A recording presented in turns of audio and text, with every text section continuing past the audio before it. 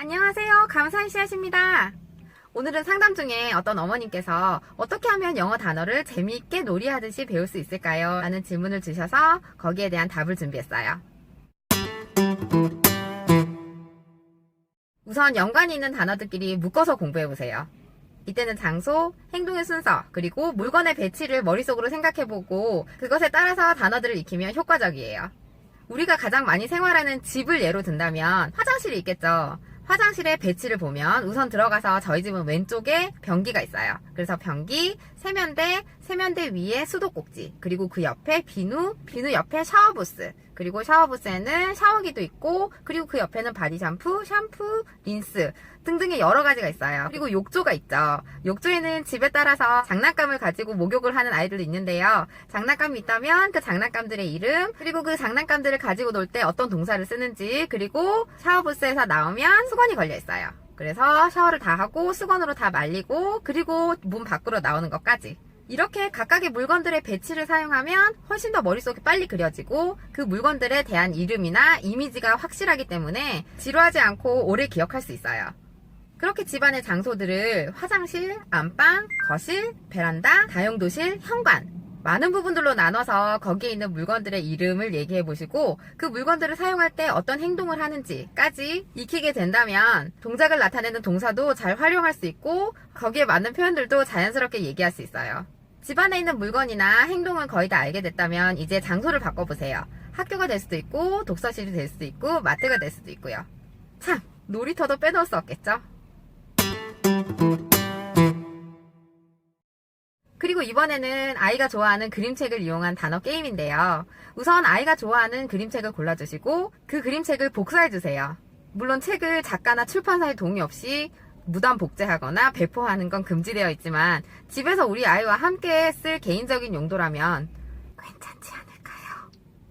이 영어 단어 게임은 연령이나 아이의 성향에 따라서 게임의 방법을 조절하면서 난이도를 맞춰주세요. 자, 이제 그림이 준비되셨나요? 그럼 그림을 잘라주세요. 이때 모양대로 자르면 모양대로 자르다가 스트레스를 받거든요. 그래서 저는 그냥 동그라미를 그리고 그 동그라미를 잘라요. 그러다가 다른 물건이 잘리기도 하는데요. 그럴 때는 그냥 복사 한 장 더 하는 게 마음이 편하더라고요. 이렇게 물건이나 등장인물을 잘랐다면 자른 종이들을 바닥에 이렇게 깔아주세요. 그게 몇 개가 됐건 아이가 말을 할 수 있고 엄마가 여러 번 읽어주었었던, 반복했었던 아이가 충분히 알 수 있을 만한, 그러니까 10개를 잘랐다면 10개 중에 7, 8개는 아이가 자신감 있게 대답할 수 있는 단어들로 구성해주세요. 바닥에 단어들을 깔아놓고 엄마가 얘기하는 단어에 해당하는 그림을 아이가 고르는 거예요. 아니면 역할을 바꿔서 해도 괜찮아요. 아이가 말을 하고 엄마가 짚는 거. 이때는 발음에 대한 지적은 잠깐 참아주세요. 발음을 연습하는 게 아니라 단어의 양을 늘리기 위해서 게임을 하는 거니까요. 게임의 목표를 잘 생각하자고요. 이렇게 첫 번째는 바닥에 모든 그림들을 깔고 말을 하는 단어를 골랐다면 이제 두 번째는 똑같은 두 벌의 그림 세트를 준비하거나 아니면 한 벌을 가지고 엄마가 몇 개, 아이가 몇 개 이렇게 반반을 나눠주시고 상대가 제시하는 그림의 단어나 행동을 얘기하는 거예요. 이때 그 그림이 어떤 캐릭터가 행동을 하는 거라면 문장으로 얘기하는 것도 괜찮아요. 그렇게 단어가 아니라 문장으로 표현했을 때는 보너스 점수를 주는 것도 하나의 방법이 될 수 있겠죠. 그리고 이 게임 또한 익숙해졌다면 하나의 캐릭터가 하나의 물건으로 어떤 행동을 하는지 그걸 문장으로 만들어 보기. 이건 난이도가 좀 높은 아이들을 위한 건데요.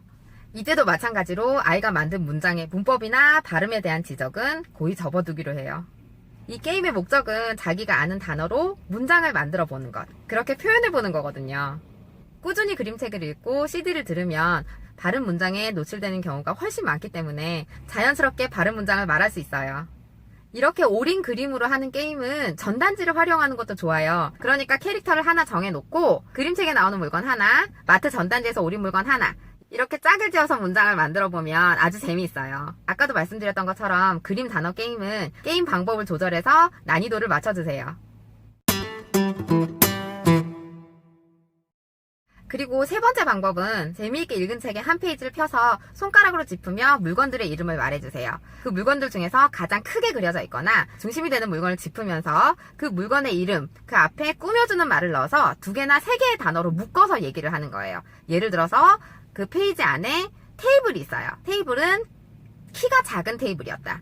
그러면 short table. 그리고 모양을 얘기해 줄 수도 있겠죠. 동그란 모양, round. short, round table. 그렇게 얘기하면 이 테이블이 가지고 있는 테이블의 성격이라고 할까요? 특성이라고 할까요? 이런 것들을 조금 더 세밀하게 표현하는 힘을 가질 수 있기 때문에 꾸며주는 말을 같이 얘기를 하면 이미지와 함께 활용하는 표현을 많이 익힐 수 있어요. 지금까지 단어를 어떻게 재미있게 공부할 수 있는지를 알아봤는데요. 첫 번째는 장소나 행동의 순서, 그리고 물건의 배치에 따라 단어를 공부하는 방법. 두 번째는 그림 카드로 단어를 공부하는 방법. 그림 카드로 단어를 공부할 때는 난이도에 따라서 문장을 만들 수도 있었어요.